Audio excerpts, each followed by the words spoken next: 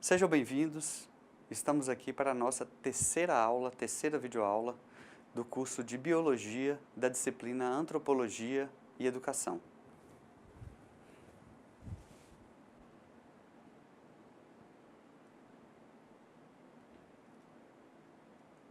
Bem, na unidade 3 do nosso caderno didático, iremos abordar cultura e sociedade, cultura e educação e cultura e currículo.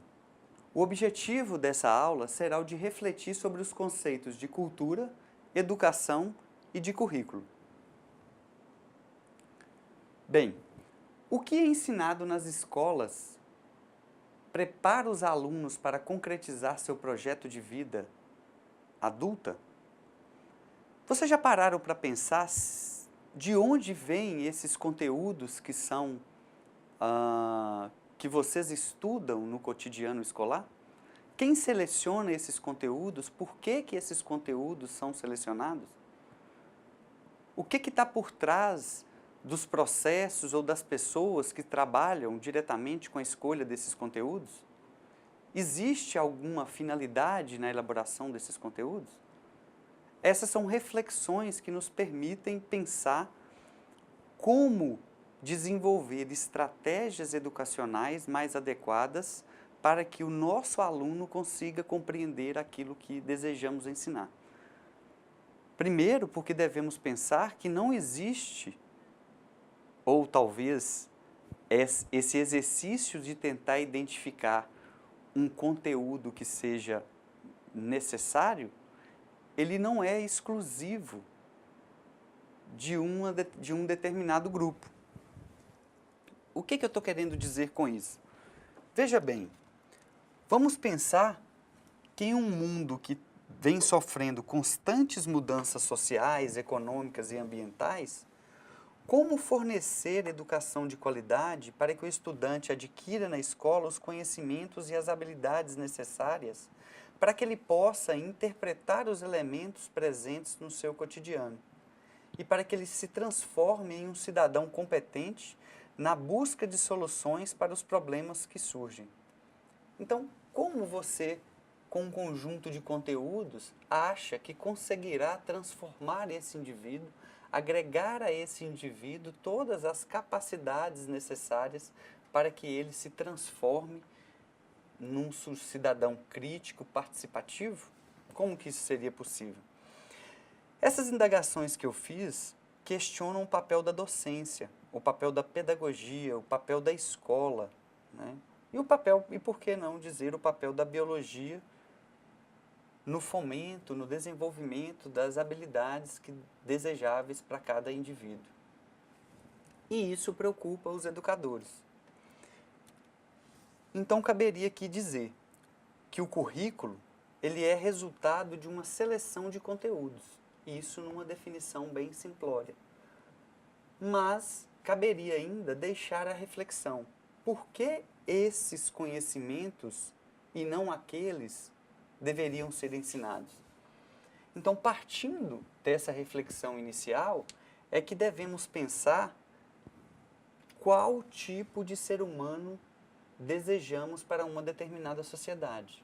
Então, essa seria uma primeira reflexão, porque a partir dela é que conseguiríamos pensar em quais currículos, em quais conteúdos deveríamos contemplar em um determinado currículo para dizer que ele vai alcançar o objetivo proposto. Será que queríamos uma pessoa racional e ilustrada do ideal humanista da educação? Porque se quisermos esse perfil, temos que construir um currículo específico para este objetivo. Mas se desejarmos uma pessoa otimizada e competitiva dos atuais modelos neoliberais de educação, vamos precisar agregar outro conjunto de habilidades a esse ser humano, que vai significar necessariamente agregar conhecimentos e propostas específicas educacionais para que esse indivíduo consiga ser formado e desenvolver essas habilidades e essas capacidades das quais estamos identificando. Mas se eu quisesse ainda uma pessoa ajustada aos ideais de cidadania do modelo de Estado-nação, eu deveria adotar um outro conjunto de conteúdos para esse currículo. Por outro lado, se o desejo fosse de ter uma pessoa desconfiada, uma pessoa que seja mais crítica dos arranjos sociais existentes, preconizadas nas teorias educacionais críticas, eu precisaria então de um outro perfil de currículo. Eu teria que ter um outro conjunto de conhecimentos mínimos educacionais básicos para ser aplicado para esses alunos. Então, nesse sentido, caberia uma reflexão. Como que a antropologia pode auxiliar na identificação de um currículo comum? Como que essa antropologia pode auxiliar na elaboração de uma diretriz que vai contribuir para a formação de um indivíduo que apresente as características que desejamos para esse indivíduo? Bem, nós poderíamos sinalizar que a gênese da antropologia aplicada à educação se encontra no âmbito de uma parte da antropologia chamada de antropologia cultural. Essa antropologia cultural norte-americana, ela nasce concretamente na Escola de Cultura e numa personalidade liberada por um pesquisador chamado Franz Boas. A ideia por trás das reflexões produzidas por esse pesquisador vai permitir que pensemos se todos devem aprender a ler e a escrever do mesmo jeito que aprendemos. Será que todo indivíduo tem as mesmas habilidades? Será que a origem social desse indivíduo não vai nos dizer que alguns indivíduos apresentarão uma limitação ou outros indivíduos terão muito mais habilidade para desenvolver determinadas funções? Nesse sentido, eu apresento a vocês o conceito de etnocentrismo.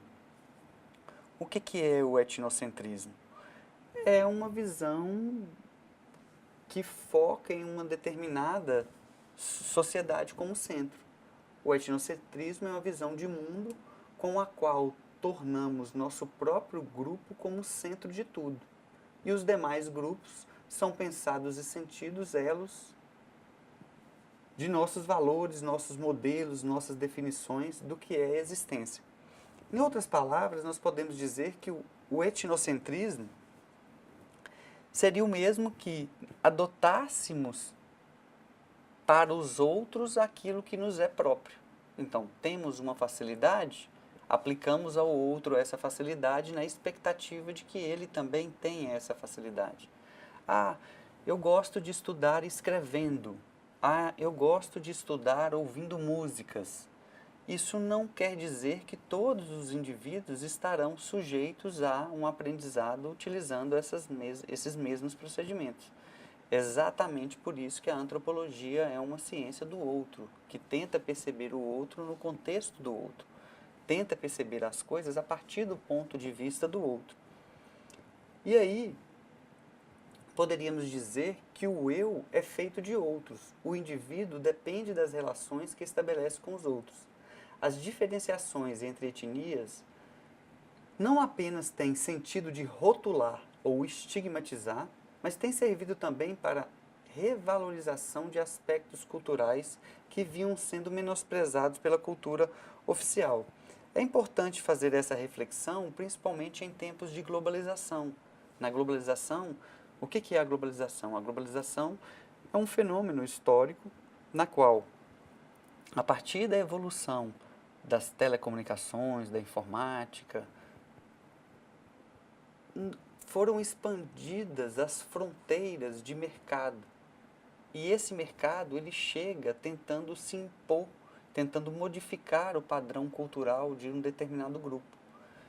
Porque as pessoas não fazem mais aquilo que elas gostariam de fazer. Elas fazem aquilo que são veiculados nos meios de comunicação, elas compram produtos que muitas vezes elas não têm tanta necessidade e elas trabalham e se escravizam para ter coisas que não são tão necessárias, não do ponto de vista prático, mas do ponto de vista psíquico. E aí seria possível estabelecer nesse momento uma relação entre aquele materialismo dialético na qual eu fiz abordagem na aula 2 e essa reflexão atual em relação a esse procedimento que o indivíduo adota em relação a esse desejo, aos bens materiais.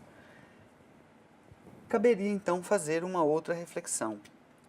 Como respondemos no campo do currículo ao caráter multicultural de nossa sociedade? O que é que significa isso? Bem, se considerarmos, por exemplo, o Brasil, nós temos uma pluralidade cultural. Essa pluralidade cultural é caracterizada pela nossa própria formação histórica de colonização, da presença de grupos e etnias completamente diferentes. Isso, é claro, garantiu um conjunto de hábitos, de comportamentos, de regras que vão ser distintos entre esses grupos, mas convivemos com todos esses grupos com uma certa aceitação, ainda que questões relacionadas às diferenças de gênero, questões relacionadas ao racismo, questões que são muito observadas hoje no ambiente escolar, como o bullying,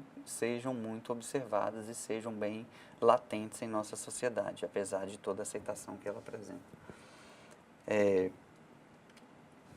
Então, eu poderia dizer que a atitude em relação ao multiculturalismo deve ser desenvolvida com atenção sempre voltada para a pluralidade cultural de nossa sociedade brasileira.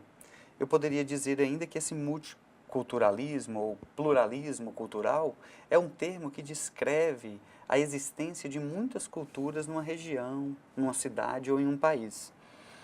Esse multiculturalismo ele vai representar a convivência pacífica de várias culturas em um mesmo ambiente. É um fenômeno social diretamente relacionado com a globalização e principalmente com essa sociedade pós-moderna.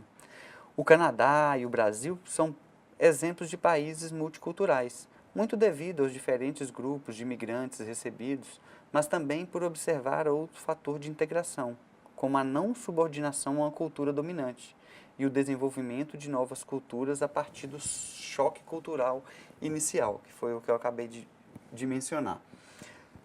O multiculturalismo na educação merece um olhar antropológico e um viés crítico, pois a sensibilidade para a pluralidade nos espaços de formação humana tem que acontecer com a redução de preconceitos e discriminações.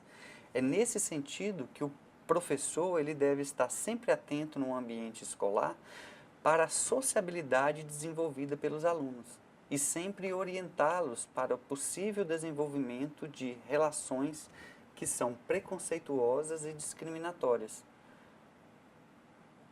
Muitas das vezes, essa relação cotidiana dos alunos, elas podem não ser percebidas no contexto em que elas acontecem e podem se desdobrar em situações muito desagradáveis, que vão desde a violência entre os alunos no próprio ambiente escolar, como também na violência dos alunos para com a escola, na escola e também no seu ambiente familiar.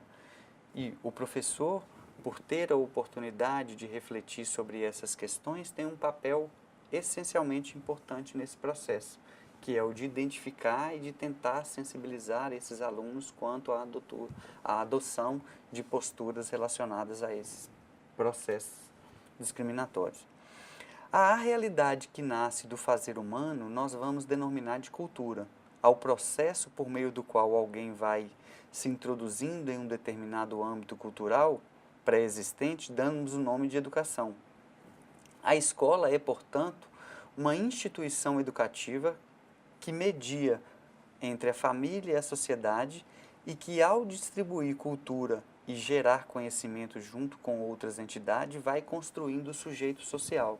A construção desse sujeito social passa por esse olhar, por essa sensibilidade do educador, que deve ser projetada não apenas sobre os seus conteúdos do cotidiano, mas também sobre a percepção antropológica dessas relações de sociabilidade do cotidiano escolar.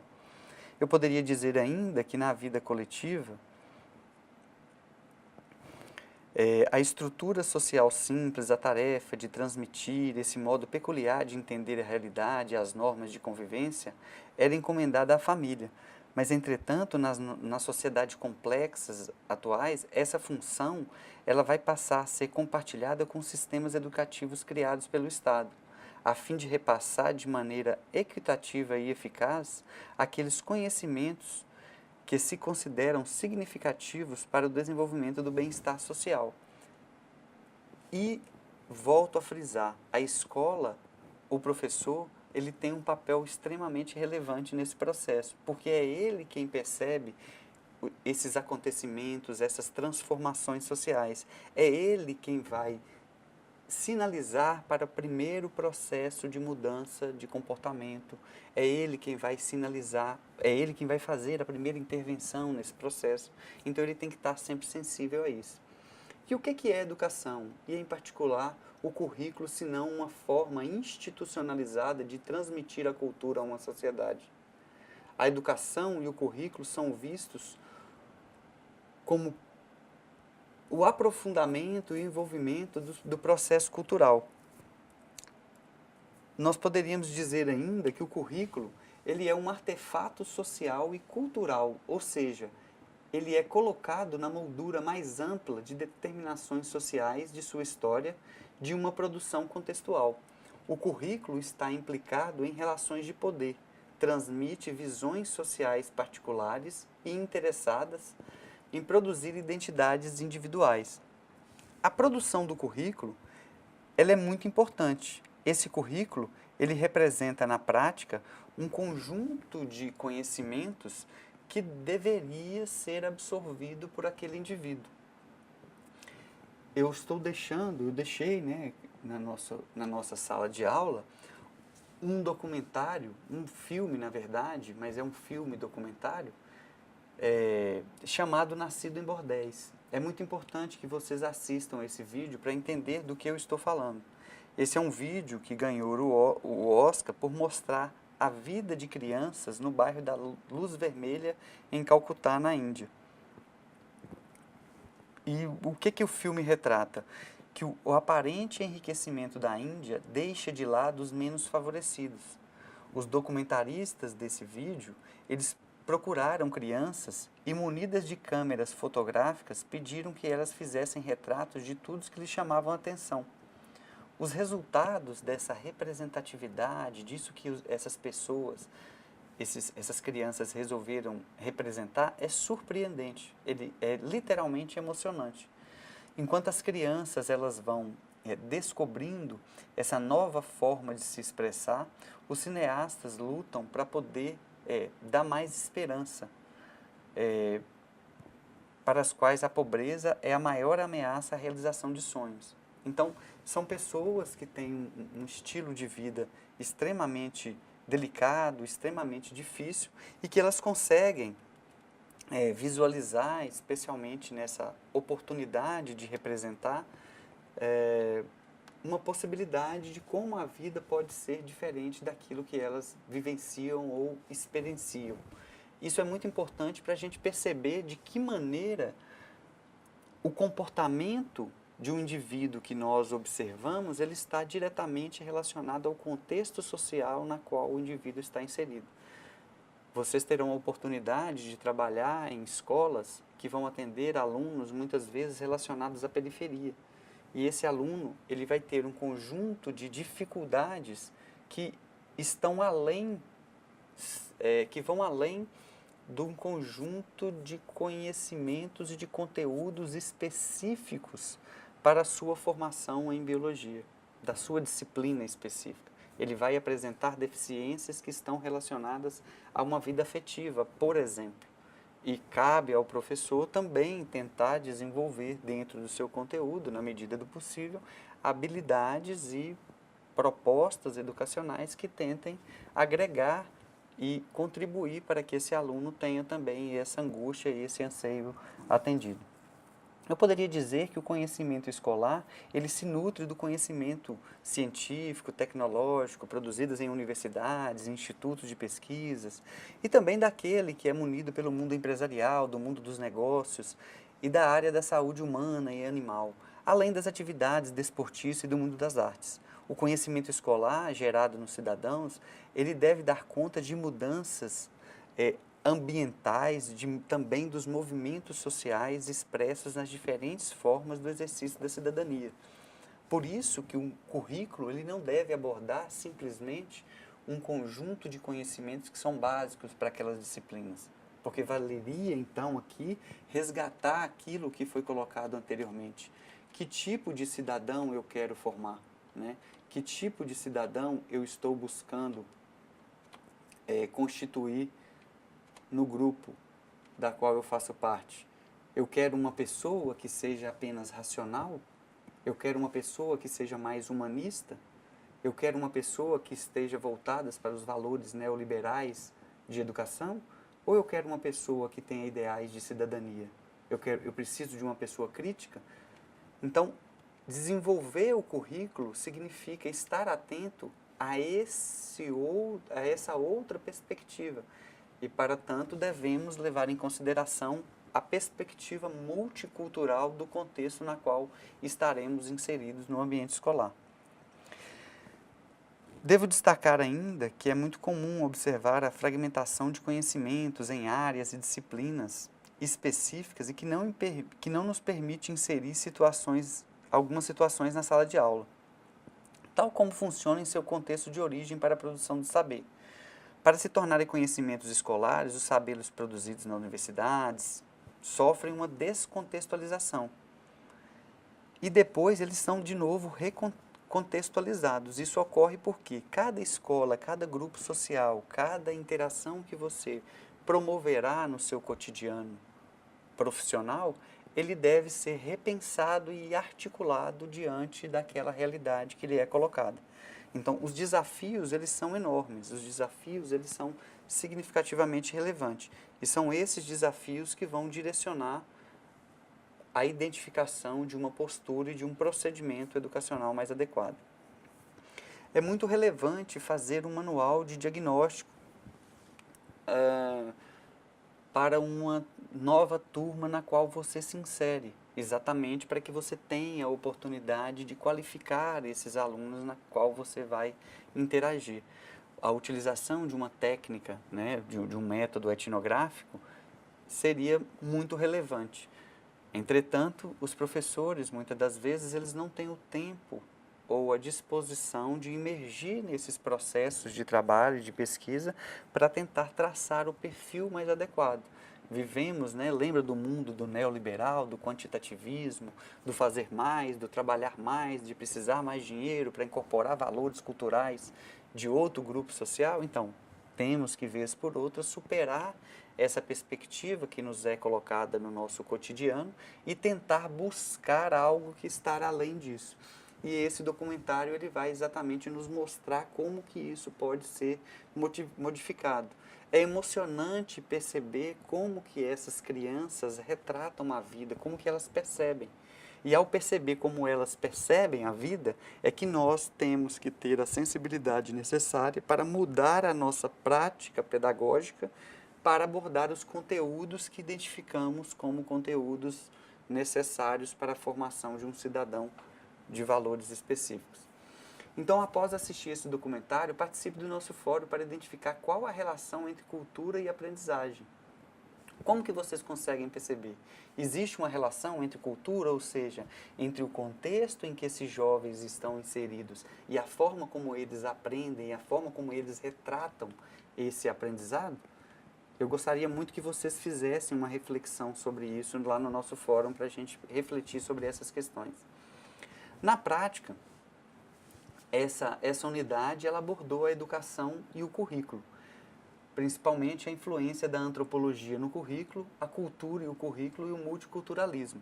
Estes são aspectos extremamente importantes, eu gostaria de destacar mais uma vez, tendo em vista que no cotidiano escolar será significativamente relevante tentar perceber o contexto de origem da qual o educando saiu. Né? Esse é um contexto em que ele tem quais os tipos de deficiência que ele possui. São deficiências de currículo? São deficiências afetivas? Se ele está agressivo, se ele é agressivo, se ele é disperso? Né? Hoje, uma das maiores dificuldades na sala de aula, principalmente em escolas localizadas em periferias pobres, é é a dificuldade de se manter a atenção desse aluno. Muitas das vezes, esse aluno tem até um aparelho de telefone celular. Então, como disputar a atenção desse aluno com a presença desse equipamento? Existem também, na atualidade, inúmeros aplicativos que podem favorecer o processo de ensino-aprendizagem e, ao mesmo tempo, ser mais interativo com o aluno. Talvez seja o caso de lançar mão do uso dessas ferramentas para se inserir no contexto ou num conjunto de instrumentos que são muito peculiares para esses alunos. Então, temos que estar sempre atentos a essas modificações culturais, a esses novos hábitos comportamentais que os alunos adotam, porque isso pode ser tanto reflexo de um contexto que eles convivem, como também pode ser a incorporação de novos valores culturais agregados pelo fenômeno que eu citei da globalização e que esse aluno ele vai incorporar isso. Então, talvez, ao invés de disputar a atenção com esse aluno de equipamentos tecnológicos tão mais atrativos, seja mais relevante você tentar desenvolver uma estratégia que incorpore esse instrumento, esse equipamento, para a sua prática pedagógica. Talvez você tenha mais sucesso na sua empreitada. Um exemplo que eu posso destacar é, por exemplo, a situação do uso de aplicativos de perguntas e respostas, do uso de aplicativos que podem dar uma visibilidade mais, vamos dizer assim, explorar mais o visual daquilo que está sendo explicado. Então, isso é bastante relevante para esse aluno e pode acabar auxiliando no seu processo de aprendizagem. Eu destaco que, para finalizar essa nossa unidade, nós ainda abordaríamos, né, a unidade 4, que teria ainda algo relacionado à educação antirracista, à educação indígena e à educação de gênero. Mas eu vou agrupar essa unidade 4 juntamente com a nossa unidade 5 para fechar a nossa última aula. Mas é exatamente nesse aspecto de uma educação antirracista, de uma educação indígena, de uma educação de gênero, que são elementos muito latentes, muito visíveis no cotidiano escolar da atualidade.